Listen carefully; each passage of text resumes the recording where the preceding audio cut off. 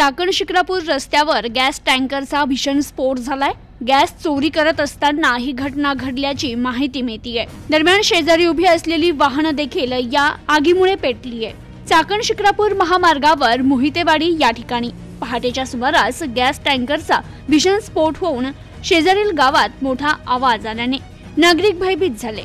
एका हॉटेल समोर उभ्या असलेल्या गॅस टँकरनं अचानक पेट घेतल्याने हा मोठा आवाज झाला। त्यानंतर गॅस टँकरला भीषण आग लागून पुन्हा एकदा मोठा आवाज होऊन गॅस टँकरचा मोठा स्फोट झाला, असं प्रत्यक्षदर्शींनी सांगितलं। तर या स्फोटामुळे शेजारी उभ्या असलेला कंटेनर तसेच 2 वाहनं देखील आगीत भस्मसात झाली। गॅस टँकर जवळील महामार्गालगत असलेले हॉटेल, घर तसेच एका बंगल्याचं मोठं नुकसान झालंय। या स्फोटाची तीव्रता इतकी भीषण होती की शेजारील गावात मोठा आवाज आल्याचं अनेक ग्रामस्थांनी सांगितलं। तर या घटनेत सुदैवानं कुठलीच जीवितहानी झाली नसली तरी मात्र या घटनेनं परिसरात एकच खळबळ उडाली आहे। तळेगाव चाकण शिक्रापूर या राज्य महामार्गावर अनेकदा असे अपघात होत असताना अजूनही प्रशासनाकडून रस्ता रुंदीची कामं पूर्ण झाली नाहीये। तर गॅस चोरी करत असताना चाकण शिक्रापूर रस्त्यावर गॅस टँकरचा भीषण स्फोट झाल्याची ही घटना घडली आहे।